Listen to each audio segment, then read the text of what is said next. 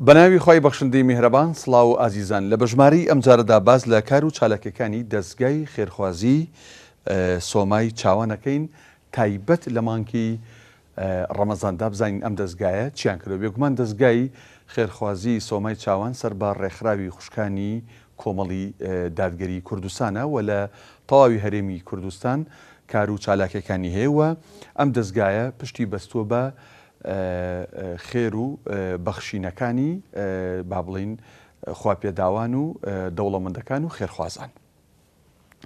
چکار و چالاکیەکانی دەستگای خێرخوازی سۆمای چاوان لە مانگی ڕەمەزاندا بەم شێوازەوە بێگومان مناڵی کەفالەتکراو کە بایی 104,695,000 دینار لەو مانگەیە پاریان داوە بە منداڵی کەفالەتکراو ئەوانەی کە لەلایەن کەسێکەوە کەفالەت کراون.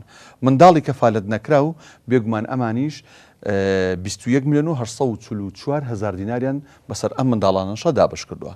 منداڵی هەژار و نەخۆش بێگومان 2,880,000 بەسەر ئەم منداڵانەشە دابش کردووە. سەبەتەی خۆراک جگە لە وشکە وەکو برنج و فاسۆلیا و نیسک و نۆک و ئەمانە بێگومان مریشک و گۆشتی سووریشی لەخۆ گرتووە بایی 127,022,000 دیناریان کڕیوە و دابەشیان کردووە بەسەر ئەو منداڵانە و بەسەر کەسوکاریانە.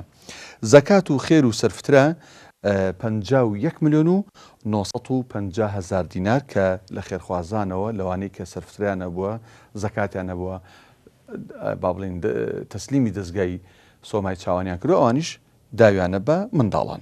جلوبەرگ بای 23,500,000 دینار جلوبەرگیان بۆ منداڵان کڕیوە. خوانی بەربانگ بۆ خۆیان و بۆ دایک و کەسوکاریان بێگومان ئەمانش بایی 9,200,000 دینار خوانی بەربانگیان ئامادە کردووە.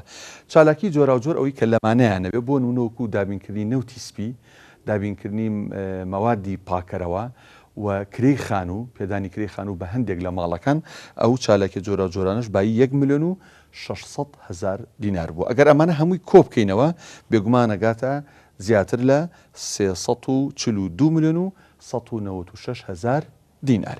ئەمەی باسمان کرد کار و چالاکیەکانی دەستگای خێرخوازی سۆمای چاوان بوو بە تایبەت لە مانگی ڕەمەزاندا.